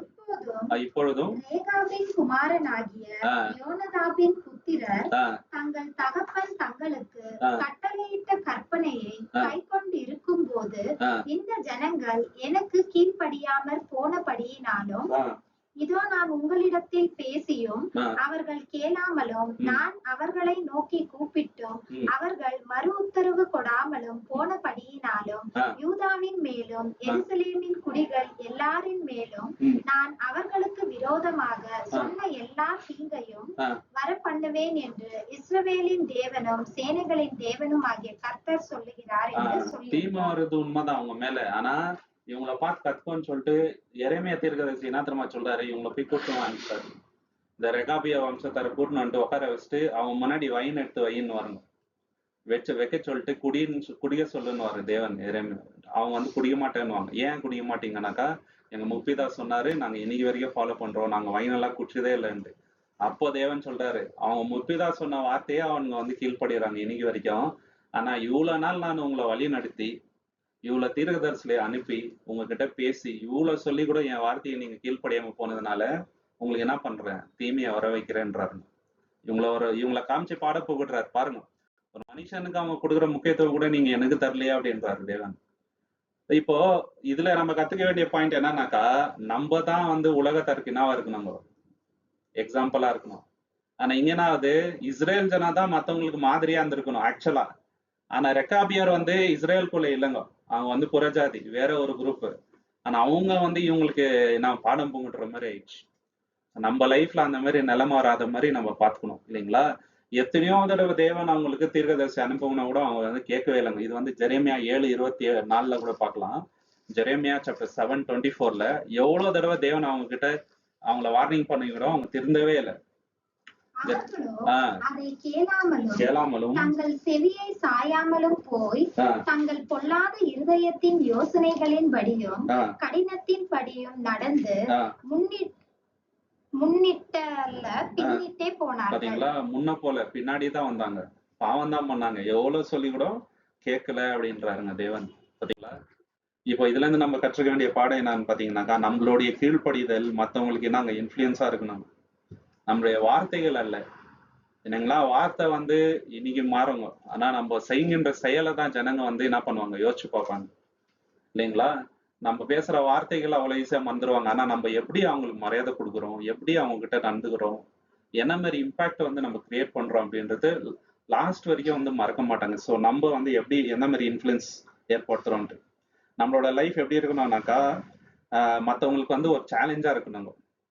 தப்பு பண்ணக்கூடாது, இவரை மாதிரி நானும் வந்து ஒழுக்கமா இருக்கணும் அப்படின்ற மாதிரி தோணணும் நம்மளை பார்க்கும்போது. எவ்வளோ மோசமான சூழ்நிலையில கூட இந்த மனுஷன் தப்பே பண்றது இல்லப்பா இல்லைங்களா. சில பேர் நீங்க பாத்தீங்கன்னாக்கா பார்லேயே வேலை செய்வாருங்க, ஆனா குடிக்க மாட்டாரு.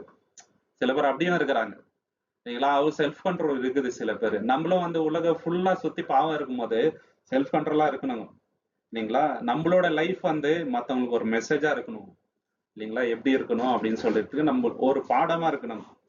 அது மட்டும் இல்லாம நம்ம கன்சிஸ்டண்டா இருக்கணும் இல்லையா. ஒரு நாள் வந்து நல்லா தேவனோட வசனத்தை பேசிட்டு இன்னொரு நாள் பார்த்தாக்கா ஃப்ரெண்ட்ஸ் கூட போயிட்டு ஜாலி ட்ரிப், வெறும் கோவா போறது, அங்க போறது, பார்ட்டிக்கு போறது, தவறு பண்றது அப்படி இருக்கக்கூடாதுங்க. சில பேர் அப்படிதான் மாயமாலமா டபுள் லைஃப் வாழ்ந்துருக்கிறாரு. சண்டே சர்ச்சில் வந்து ஃபுல் பரிசுத்தவான் மாதிரி இருப்பாங்க, மண்டே ஆனா நீங்க பாத்தீங்கன்னாக்கா ஃபுல் ட்ரிங்க்ஸ் இதெல்லாம் பண்றாருங்க இப்ப கூட சில பேர் இல்லைங்களா. நான் சர்ச்சில் வந்து ரொம்ப தூயவான் மாதிரி இருக்கிறாங்க இல்லைங்களா. எல்லாரையும் சொல்ல சில பேர் இருக்கிறாங்க, அவங்களே தான் மாத்திக்கணுங்க. இதனால நம்ம எல்லாரும் நல்லவங்கன்ட்டு இல்லைங்க, எல்லாருக்கிட்டையும் சில வீக்னஸஸ் இருக்கு. ஆனா நம்ம என்ன பண்ணணும், அதுல இருந்து வெளியே வரணும் தேவன் வார்னிங் கொடுக்கும் போது. ஸோ இவங்க மூலியமா தேவன் வார்னிங் கொடுத்தாரு, ரெகாபியர் மூலியமா நமக்கும் இன்னைக்கு வார்னிங் தராருங்க இல்லைங்களா. 6வது விஷயம் என்னன்னு பாத்தீங்கன்னாக்கா, அவங்களுக்கு டெம்டேஷன் வந்து கூட என்னங்க தப்பு பண்ணல, கரெக்டுங்களா. ஒருத்தருக்கு முன்னாடி வந்து திராட்சை ரசம் வச்சுட்டு நீ குடின்னு சொன்னா யாருக்கா இருந்தாலும் டெம்ட் ஆகும் சரிங்களா. இவங்க வந்து எவ்வளவு தலைமுறையா தெரியுங்களா, கிட்டத்தட்ட ரொம்ப வருஷங்களா ஃபாலோ பண்றாருங்க இந்த விஷயத்த சரிங்களா. ரொம்ப வருஷமா அவங்க முப்பிதா செத்து பல வருடங்கள் ஆயிடுச்சு. எத்தனையோ தடவை அவங்களுக்கு வந்து டெம்டேஷன் வந்திருக்கும் இல்லையா குடிக்கணும்ட்டு, ஆனா குடிக்கல. எத்தனையோ தடவை மத்தவங்களை பார்க்கும்போது அவங்கள போல நம்மளும் வீடு கட்டி நாங்க வசதியா இருக்கணும்னு தோணி இருக்கும், கண்டிப்பா தோணி இருக்கும் இல்லைங்களா. எல்லா மனுஷனுக்கும் இருக்கின்ற ஆசை தாங்க அது, ஆனா பண்ணல. காரணம் அவங்க முப்பியதா சொன்ன ஒரே ஒரு வார்த்தை இல்லைங்களா. இவ்வளோ டெம்டேஷன்ல கூட நாங்க உண்மையா இருந்தாங்க. இது இன்னொரு பாடம் அவங்க கிட்ட இருந்து நம்ம கத்துக்க வேண்டியது. எரேமியா 35:5, ஜெரேமியா சாப்டர் 35:5. திராட்சை ரசத்தினால் நிரப்பப்பட்ட குடங்களையும் கிண்ணங்களையும் ரேகாபியருடைய குடும்பத்தை சேர்ந்த புத்திரரின் முன்னே வைத்து அவர்களை நோக்கி திராட்சை ரசம் குடியுங்கள் என்று. ஜெரேமியா என்ன பண்றாருங்க, ஃபுல்லு திராட்சை ரசத்தை ஃபுல் ரொப்புறாருங்க. ரொப்பிட்டு வச்சுட்டு குடிங்கனாக்கா யாருக்கா இருந்தாலும் டெம்ட் ஆகும் இல்லைங்களா. இப்போ எனக்கு பிரியாணினா இஷ்டம்னாக்கா ஃபுல்லா வெரைட்டி பிரியாணி வச்சுட்டு சாப்பிடு சொன்னாக்கா சும்மா வச்சாலே நம்மளுக்கு டெம்ட் ஆகும், சாப்பிடுன்னு சொல்லவே தேவையில்லை. ஆனா அவங்களுக்கு அவ்வளவு வச்சு கூட நாங்க டெம்டே ஆகல பாருங்க. இத்தனையும் வந்து அவங்களா வரல அந்த இடத்துக்கு, இவரா போய் கூட்டின்னு வர்றாங்க. தேவன் சொல்றாரு கூட்டின்னு வா, இந்த மாதிரி டெஸ்ட் பண்ணுன்னு சொல்லிட்டு. அவங்க அதுல வந்து உண்மையா இருக்கிறாங்க இல்லைங்களா. அந்த மாதிரி டெஸ்ட்ல நம்ம ஜெயிக்கணும். ஜோசப் கூட அவருக்கு ஒரு டெஸ்ட் வந்துச்சு. வேற யாருன்னா இருந்தாக்கா அந்த டெஸ்ட்ல கண்டிப்பா தவறான வழியில போயிருப்பாங்க. ஏன்னா வாலிப வயசுல அந்த ஆசை கண்டிப்பா எல்லாருக்கும் வர்றதுதாங்க இல்லைங்களா. அதுல ஒருத்தர் ஜெயிச்சார்னா, அதுல ஒருத்தர் உறுதியா நின்னார்னா கண்டிப்பா வந்து தேவனோட வழியில அவர் நடப்பார் இல்லைங்களா, உறுதியா இல்லையா. சோ கொரிந்தியருக்கு எழுதும் போது பவுல் என்ன சொல்றாருங்க, 1 கொரிந்தியர் 10ஆம் அதிகாரத்துல இது நல்லாவே தெரியும் இல்லைங்களா. நம்மளுடைய திராணிக்கு மேலாக தேவன் நம்மள சோதிக்கிறதுல சோதனை வந்தா கூட என்ன பண்றாரு, தப்பித்து கொள்ளும்படி ஒரு வழியை வந்து தேவன் ஆயத்தம் பண்றாரு. நம்ம இல்லைன்னு சொல்லவே முடியாது. ஸோ இதை வந்து நம்ம வந்து ஃபாலோ பண்ணணும் நம்ம லைஃப்ல. இதுல கத்துக்க வேண்டிய பாடங்கள் என்னன்னு பாத்தீங்கன்னாக்கா, டெம்டேஷன் வரதுக்கு முன்னாடி நம்ம ப்ரிப்பேர் ஆகணும். அதாவது இந்த இடத்துக்கு போறோம், தவறான யோசனை வருதுனாக்கா நம்ம ப்ரிப்பேர் ஆகணும், அங்க போகாம நம்ம வந்து தவிர்க்கணும். இந்த மாதிரி மொபைல்ல வந்து தப்பான விஷயங்கள் வருது ஓபன் பண்ணாக்கா நம்ம வந்து அதை அவாய்ட் பண்ணணும் இல்லைங்களா. இந்த ஃப்ரெண்ட்ஸ் கிட்ட போனாக்கா கெட்ட வார்த்தை பேசுறாங்க, நம்ம அவங்க கிட்ட பேசாம இருக்கணும். இதெல்லாம் வந்து நம்ம முன்னாடியே முன்னெச்சரிக்கையா பண்ணுங்க இல்லைங்களா. சில பேர் வந்து அவங்க கிட்டே டெய்லி போய் உட்காந்து பேசினுக்குவாங்க 1 hour 2 hour. யார்கிட்ட, குடிகார்ட்ட இல்லைங்களா, ட்ரிங்க்ஸ் பண்ணிட்டு உட்காந்து பேசியிருந்தா நல்ல வார்த்தையா வரும் அவங்க வாயில இருந்துங்க, தப்பான வார்த்தை தான் பேசுவானுங்க அவங்க. அதனால நம்ம தான் அவாய்ட் பண்ணணும் இல்லையா. ஸோ நம்ம வந்து நோ சொல்றது கத்துக்கணும் இல்லையா. சில விஷயங்களை வந்து நம்ம மற்றவங்க வற்புறுத்தினா கூட எந்த மாதிரி சூழ்நிலையில கூட நம்ம தவறு செய்யறதுக்கு மட்டும் எஸ்ன்னு போகக்கூடாது. நான் இதை பண்ண மாட்டேன், எங்க தேவன் இதை பண்ணக்கூடாதுன்னு சொல்லியிருக்கிறாரு, எக்காரணத்துக்கு கொண்டும் நான் இந்த ஒரு தவறை பண்ண மாட்டேன் அப்படின்னு தான் எல்லாருக்கிட்டையும் நம்ம வந்து சொல்லணும் இல்லைங்களா. பிரைவேட்ல மட்டும் இல்ல, பப்ளிக்லயும் நம்ம வந்து உண்மையா இருக்கணும். சில பேர் சொந்தக்காரர்களுக்கு அவங்க மனசு கஷ்டப்படக்கூடாதுன்னு சொல்லிட்டு என்ன பண்ணுவாங்க, அவங்களோட சடங்காச்சாரம் எல்லாம் பண்ணின்னு போவாங்க இல்லைங்களா. அந்த மாதிரி எல்லாம் நம்ம காம்ப்ரமைஸ் பண்ணின்னு போகக்கூடாது. நம்மளுடைய ஒபீடியன்ஸ் வந்து எப்ப காட்டணும்னாக்கா இல்லைங்களா, எல்லாம் நல்லா இருக்கும்போது தேவன் கீழ்பட்டு இருக்கிறது கீழ்ப்படிதே இல்லை. யோபு வந்து பாத்தீங்கன்னாக்கா அவர்கிட்ட எல்லாம் இருக்கும்போது தேவன் கீழ்பட்டு தான் இருந்தார். அவரு எல்லாம் போயிட்ட பிறகு கூட தேவனுக்கு உண்மையா இருந்தாரு பாருங்க, அதுதான் உண்மையான கீழ்ப்படிதல் இல்லைங்களா. எல்லாம் இருக்கும்போது கீழ்ப்படிதது எல்லாம் தான் பண்ணுவாங்க. எல்லாம் நல்லா பாசிட்டிவா நடந்துன்னு எல்லாம் நல்லா தான் இருப்பாருங்க இல்லைங்களா. நம்ம கிட்ட எல்லாம் விட்டு போகும்போது எந்த அளவுக்கு தேவனுக்கு உண்மையா இருக்கிறோம் அதுதான் ரொம்ப இம்பார்ட்டன்ட். எவ்வளவு வருஷம் வந்து இந்த கீழ்ப்படிதல பண்ணாங்கன்னு பாத்தீங்கன்னா 200 வருஷங்க. ஜோனாதாப் செத்து இந்த எரேமியா இவங்களை கூட்டிட்டு வராரு தெரியுங்களா, கிட்டத்தட்ட 200 years கேப் இருக்கு. அந்த 200 yearsல என்ன சொல்றாங்க, நாங்க ஒரு தடவை கூட வைன் குடிச்சது இல்லை, நாங்க வந்து டென்ட்டை விட்டு வேற இடத்துல தங்குனதில்லை, நாங்க வந்து வேற எதுவுமே அவர் கட்லேட் எதுவுமே நாங்க மீறந்தே இல்லைன்றாங்க. என்ன மாதிரி ஜனங்க பாத்தீங்களா. இதை வந்து நம்ம பார்க்கலாம். அவங்களோட ஒபீடியன்ஸ் வந்து தலைமுறை தலைவரைக்கும் நீடிச்சு. அதே மாதிரி நம்மளுடைய கீழ்ப்படிதலும் நம்மளுக்கு தொடங்கி நம்மளுடைய பிள்ளைகள் 3ஆம் தலை வரைக்கும் அந்த நாங்க ஒபீடியன்ஸ் போனோம். அந்த மாதிரி நம்ம வாழணும். இது வந்து எரேமியா 35:14, ஜெரேமியா 35:14. திராட்சரசம் குடியாதபடிக்கு ரேகாபின் குமாரனாகிய யோனதாப் தன் புத்திரருக்கு கட்டளையிட்ட வார்த்தைகள் கை கொள்ளப்பட்டு வருகிறது. அவர்கள் இந்நாள் மட்டும் அதை குடியாமல் தங்கள் தகப்பனுடைய கட்டளைக்கு கீழ்ப்படுகிறார்கள். ஆனாலும் நான் உங்களுக்கு ஏற்கனவே சொல்லிக் கொண்டே இருந்தோம், எனக்கு கீழ்ப்படியாமல் போனீர்கள். தேவன் சொல்றாருங்க, அவங்க முப்பிதார் சொன்னதை இன்னைக்கு வரையும் ஃபாலோ பண்றாருங்க. 200 வருஷம் ஆகுது. ஆனா நான் எவ்வளவு தடவை சொன்னேன் தீர்க்கதரிசி மூலியமா. நம்மளுக்கும் தேவன் வந்து வார வாரம் சொல்றாரு, அடிக்கடி யார் மூலியமா சொல்லிட்டே இருப்பாருங்க, இதை நீ மாத்திக்கணும் இல்லைங்களா. எல்லாருக்கிட்டையும் ஒண்ணு இருக்கும், தேவன் காட்டுவாருங்க, இதை நீ மாத்திக்கணும், இதை சேஞ்ச் பண்ணிக்கணும்ட்டு. மாறலன்னா ரொம்ப கஷ்டம். அந்த வார்த்தையை வந்து நம்ம என்னங்க மனசுல வச்சுக்கணும். தேவன் சொல்ற கட்டளைய நம்ம அப்படியே ஃபாலோ பண்ணணும். அது மட்டும் இல்லாம தேவன் நியாயப்பிரமாணம் கொடுக்கும்போது இந்த கற்பனையை உங்க பசங்களுக்கு சொல்லி கொடுங்க அப்படின்றாரு. தலைமுறை தலைமுறையா அவங்க வந்து இதை ஃபாலோ பண்ணணும், உங்களோடய போகவே கூடாதுன்றாரு. உபாகமம் 6ஆம் அதிகாரம் 6-7ங்க, டியூட்டானமி சாப்டர் 6 and 7ல. இன்று நான் உனக்கு கட்டளையிடுகிற இந்த வார்த்தைகள் உன் இருதயத்தில் இருக்க கடவது. நீ அவைகளை உன் பிள்ளைகளுக்கு கருத்தாய் போதித்து நீ உன் வீட்டில் உட்கார்ந்திருக்கிற போதும், வழியில் நடக்கிற போதும், படுத்துக் கொள்ளுகிற போதும், எழுந்திருக்கிற போதும் அவைகளை குறித்து பேசி அவைகளை உன் கையின் மேல் அடையாளமாக கட்டிக் கொள்வாயாக. பாத்தீங்களா, எப்போதுமே எழுந்துக்கும் போதும் உட்காரும் போதும் நீ அதை வந்து அவங்க கிட்ட பேசுன்றாரு. ஏன்னு சொல்றாருன்னா, தேவன் எவ்வளவு பெரியவர்ன்றதை அவங்க தெரிஞ்சுக்கணும் இல்லைங்களா. இப்ப நம்ம பசங்கள்ட்ட தேவனோட வல்லமை பத்தி, தேவன் நம்மளுக்கு ஆசீர்வாதம் கொடுத்ததை பத்தி, எப்படி நம்மளை வழிநடத்தினாரு அப்படின்றத சொல்லாமட்டோம்னா ரொம்ப பெரிய தப்பு.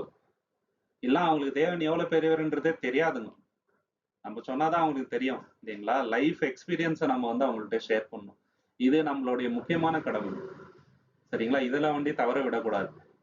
நம்மளுடைய ஃபேமிலியோட அந்த இது பெருமை பேசுறத விட, தேவன் நம்மளை எப்படி இவ்வளவு நாள் வழி நடத்தினார், நம்மளுக்கு சாப்பாடு எப்படி கிடைக்குது, டெய்லி நம்மள தேவன் எப்படி போஷிக்கிறாரு, இதை நம்ம சொன்னோம்னு வச்சுங்களேன், பசங்க கண்டிப்பா வந்து அந்த விசுவாசத்துல வளருவாங்க. இப்ப தீமோத்தி ஏன் அவ்வளவு பெரிய விசுவாசியா இருந்தாருன்னா, அவங்க அம்மாவும் ரொம்ப பெரிய விசுவாசி, அவங்களோட பாட்டியும் வந்து ரொம்ப பெரிய விசுவாசியா இருந்தாங்க. அது தலைமுறைக்கும் வருதுங்க. 2 தீமோத்தி 1:5 வாசிக்க வேணாங்க. அங்க என்ன சொல்றாங்க பவுல், இந்த விசுவாசம் ஃபர்ஸ்ட் உங்க பாட்டியான லோயிஸ் கிட்ட இருந்துச்சு, உங்க அம்மா யூனிஸ் கிட்ட இருந்துச்சு, அதே மாதிரி இன்னைக்கு வந்து உன்கிட்டே இருக்குது அப்படின்ட்டு சொல்றாருங்க. தலைமுறை வரைக்கும் அது வந்து வந்துச்சு சரிங்களா. சோ இதுல நம்ம கற்றுக்க வேண்டிய பாடங்கள் என்னன்னாக்கா, நம்ம வந்து லாங் டைமா கன்சிஸ்டன்டா இருக்கணும்.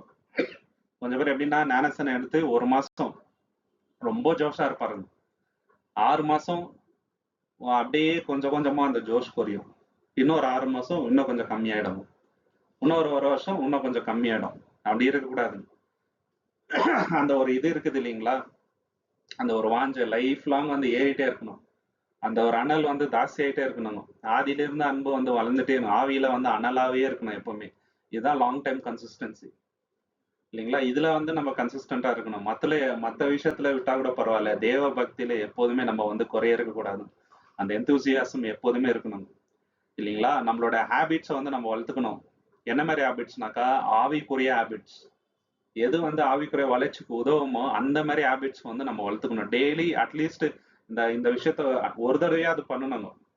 அது எந்த மாதிரி விஷயமா கூட இருக்கலாங்க. நம்மள வந்து ஒரு பெட்டரான பர்சனா மாத்துது, ஆவிக்குரிய ஒரு மனிதனாக அது மாத்துதுனாக்கா, அந்த மாதிரி ஹேபிட்ஸ் வந்து நம்ம கத்துக்கணும். அதுல முக்கியமா இந்த ப்ரேயர் இல்லைங்களா. ப்ரேயர் பண்ணாம ஒரு நாள் நம்ம முடியவே கூடாதுங்க.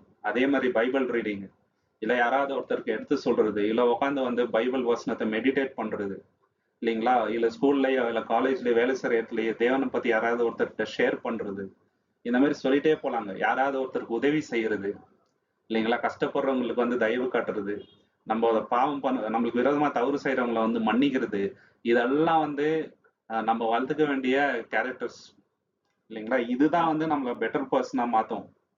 இந்த மாதிரி விஷயங்களை வந்து லைஃப் லாங் நம்ம பண்ணிட்டே இருக்கணும் இல்லைங்களா. சோ இந்த விஷயத்த மத்தவங்கள்ட்ட நம்ம சொல்லி கொடுக்கணும் இல்லையா. யாரும் பார்க்காததுக்கு முன்னா கூட நம்ம தேவனுக்கு உண்மையா இருக்கணும். இதெல்லாம் வந்து இதுல இருந்து கத்துக்கலாம். 8வது என்னன்னாக்கா, தேவன் இந்த ரெக்காபியருக்கு வந்து இவங்களோட விசுவாசத்தை பார்த்து அவங்களுக்கு என்ன பண்றாருன்னு ஒரு ரிவார்ட் கொடுக்குறாரு. அது என்னன்றத பார்க்கலாம். எரேமியா 35ஆம் அதிகாரம் 18-19. Jeremiah chapter 35, 18 and 19. பின்னும் எரேமியா ஏகாபியருடைய குடும்பத்தாரை நோக்கி, நீங்கள் உங்கள் தகப்பனாகிய யோனதாபின் கட்டளைக்கு கீழ்ப்படிந்து அவனுடைய கற்பனைகளை எல்லாம் கைக்கொண்டு அவன் உங்களுக்கு கட்டளையிட்டபடி எல்லாம் செய்து வந்தீர்கள் என்று இஸ்ரவேலின் தேவனாகிய சேனைகளின் கர்த்தர் சொல்லுகிறார். ஆதலால் சகல நாட்கள் எனக்கு முன்பாக நிற்கத்தக்க புருஷன் ரேகாபின் குமாரனாகிய யோனதாபுக்கு இல்லாமற் போவதில்லை என்று இஸ்ரவேலின் தேவனாகிய சேனைகளின் கர்த்தர் சொல்லுகிறார். எப்போதுமே உங்க வம்சத்துல இருந்து ஒருத்தர் முன்னாடி நிப்பாங்க, நிக்காம போக மாட்டாங்கன்ட்டு தேவன் என்ன பண்றாரு, அவங்களுக்கு ஒரு வாக்கு தத்துவமே கொடுத்துட்டாருங்க இல்லைங்களா. இப்ப ஏலின்னு ஒருத்தர் இருந்தாருங்க தெரியுங்களா, அவர் வந்து ஒரு ஆசாரி. அவருடைய பிள்ளைகள் அவரை போல இல்லை, ரொம்ப தப்பு பண்றாருங்க. நிறைய பேர் அப்படி இருக்கிறாருங்க. அவர் வந்து ஊழியக்காரா இருப்பாரு, பசங்க வந்து அந்த விசுவாசம் இருக்காது இல்லைங்களா. ஆனா இவங்க பசங்களும் அதே மாதிரி தவறான வழியில போறாங்க. அப்ப தேவன் என்ன சொல்றாருன்னா, என்ன கனம் பண்றவங்கள நான் என்ன பண்ணுவேன், கனம் பண்ணுவேன்றாருங்க. எவ்வளவு பெரிய வார்த்தை இல்லைங்களா. 1 சாமுவேல் 2:30, 1 சாமுவேல் சாப்டர் 2:30 என்னை யாரெல்லாம் வந்து ஆனர் பண்றாங்களோ நானும் வந்து அவங்களை ஆனர் பண்றேன் அப்படின்றாரு. தேவனாகிய கர்த்தர் சொல்லுகிறதாவது, உன் வீட்டாரும் உன் பிதாவின் வீட்டாரும் என்றைக்கும் என் சந்நிதியில் நடந்து கொள்வார்கள் என்று நான் நிச்சயமாய் சொல்லி இருந்தோம். இனி அது எனக்கு தூரமாய் இருப்பதாக. பாத்தீங்களா, ஆல்ரெடி வந்து தேவன் இந்த வாக்குத்தத்தம் முன்னாடி கொடுத்திருந்தாருங்க, இந்த லேவி குடும்பத்துல கண்டினியூஸா இருப்பாங்கன்ட்டு. ஆனா இப்போ உன்னோட பசங்க வந்து தப்பா நடந்ததுனால இனிமேட்டு அப்படி இருக்காதுன்ட்டு. ஏன் அப்படின்னா, நம்ம எப்படி நடந்துக்கிறோன்றத வச்சுதான் தேவன் நம்மளை ஆசீர்வதிப்பாருங்க இல்லைங்களா. இப்ப இவங்க தவறு பண்ணதுனால தேவனுடைய ஆசீர்வாதத்தை இழந்துட்டாங்க. கடிதம் பண்ணுங்க சிஸ்டர். என்னை கனம் பண்ணுகிறவர்களை நான் கனம் பண்ணுவேன், என்னை அசட்டை பண்ணுகிறவர்கள் கனஈனப்படுவார்கள் என்று கர்த்தர் சொல்லுகிறார். எவ்வளவு பெரிய வார்த்தை பாத்தீங்களா. என்ன கனம் பண்றவங்களதான் நான் என்ன பண்ணுவேன், என்ன அசட்டை பண்றவங்கள நான் என்ன பண்ணிடுவேன், கனவீனப்படுத்துவேன்றாரு இல்லையா. சோ இது ரொம்ப பெரிய எச்சரிக்கை நமக்கு இல்லைங்களா. அது மட்டும் இல்லாம நம்ம நீதிமானா இருந்து நீதியின் வழியில நடந்தா தேவன் என்ன பண்றாரு தெரியுங்களா, நம்ம குடும்பத்தையும் ஆசீர்வதிக்கிறாரு. இது நமக்கு நிறைய தடவை உணர்ந்து பார்த்திருப்போம். நம்மளுடைய அந்த நீதினால சரிங்களா, சுயநிதின்றது இல்லைங்க, தேவனுக்கு நம்ம பயந்து இருந்தோம்னு வச்சுங்களேன், தேவன் நிச்சயமாக அதுக்கேற்ற கூலி தராருங்க, அதுக்கேற்ற ஆசீர்வாதம் தராம விடுறதில்ல. அது வாக்கு தத்தமாவே சொல்றாரு. சங்கீதம் 112 1-2, சாம் சாப்டர் 112 1 and 2ல சங்கீதம் 112 1-2.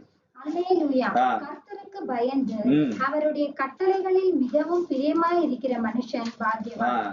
அவன் சந்ததி பூமியில் பலத்திருக்கும், செம்மையானவர்களின் வம்சம் ஆசீர்வதிக்கப்படும். பாத்தீங்களா, அவனுடைய சந்ததி பூமியில நாங்க பலத்திருக்கும், செம்மையானவர்களின் வம்சம் ஆசீர்வதிக்கப்படும். பாத்தீங்களா, அவருக்கு பயந்து உண்மையா இருக்கிறவங்கள தேவன் என்ன பண்றாரு, ஆசீர்வதிக்காம விடுறது இல்லைங்க.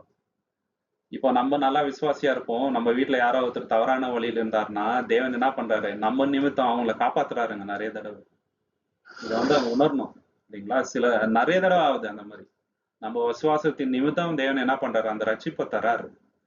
அதை நம்ம உணர்ந்து பார்த்தோம்னு வச்சுங்களேன், தேவன் எவ்வளவு பெரியவர் அப்படின்றத நம்ம புரிஞ்சுக்கலாம். ஸோ இதுல இருந்து கத்துக்க வேண்டிய பாடம் என்னன்னாக்கா, நம்மளோட கீழ்ப்படிதலுக்கு ஏற்ற கூலி தேவன் நிச்சயமாக தந்தே தருவார் இல்லைங்களா. நம்ம எப்படி நடந்துக்கிறோன்றத வச்சு நம்மளுடைய விசுவாசம் வந்து ஃபியூச்சர் ஜெனரேஷன்ஸ்க்கு ஒரு இம்பாக்டா இருக்கணும் இல்லைங்களா. நம்ம பசங்களுக்கு, நம்ம ஃப்ரெண்ட்ஸ்க்கு, நம்ம சுத்தி இருக்கிற எல்லாருக்குமே வந்து ரொம்ப பெரிய தாக்கத்தை வந்து ஏற்படுத்தணும். நம்மளோட லைஃப் வந்து எப்படி இருக்கணும்னாக்கா ஒரு லெகசி விட்டுட்டு போகணும்.